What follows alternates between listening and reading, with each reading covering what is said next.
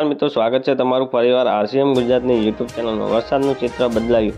Yellow alert હતું તે 3 જિલ્લામાં હવે ઓરેન્જ એલર્ટ, 9માં રેડ એલર્ટ। જે હા મિત્રો, આગાહી વચ્ચે રાજ્યના વિસ્તારોમાં ભારેથી મધ્યમ વરસાદ જોવા મળી રહ્યો છે। આવામાં હવામાન વિભાગે નવી આગાહી સામે આવી છે।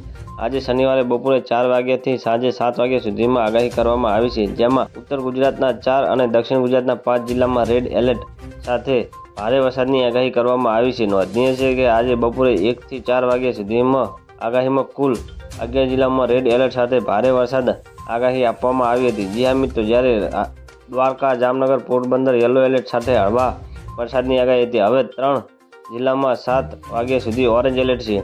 હવામાન વિભાગે આજે શનિવારે 7 વાગ્યા સુધીમાં આગાહીમાં કુલ 9 જિલ્લામાં રેડ એલર્ટ સાથે ભારે વરસાદની આગાહી આપવામાં આવી છે, જેમાં બનાસકાંઠા, મહેસાણા, સાબરકાંઠા, અરવલ્લી, સુરત, તાપી, નવસારી, ડાંગ, વલસાડમાં સમાવેશ છે। જી હા મિત્રો, આ ઉપરાંત રાજ્યમાં 18 જિલ્લામાં ઓરેન્જ એલર્ટ આપવામાં આવ્યું છે, જેમાં ઉત્તર ગુજરાતમાં, દક્ષિણ ગુજરાત, મધ્ય ગુજરાત, સૌરાષ્ટ્ર જિલ્લામાં અને કચ્છનો સમાવેશ છે, જ્યાં મધ્યમ વરસાદની આગાહી કરવામાં આવી છે। આ સાથે જ હળવા ગાજવીજ સાથે 90 કિલોમીટરની ઓછી પવનથી ગતિ રહેવાની સંભાવના છે। જી હા મિત્રો, આ સાથે જ રાજ્યના 6 જિલ્લા એવા છે કે જ્યાં યલો એલર્ટ આપવામાં આવ્યું છે। ગીર સોમનાથ, જૂનાગઢ, રાજકોટ, બોટાદ, સુરેન્દ્રનગર, મોરબી યલો એલર્ટ સાથે હળવા વરસાદની આગાહી છે। આ સાથે જ હળવી ગાજવીજ સાથે પવનની ગતિ 40 કિલોમીટરથી ઓછી રહેવાની સંભાવના છે।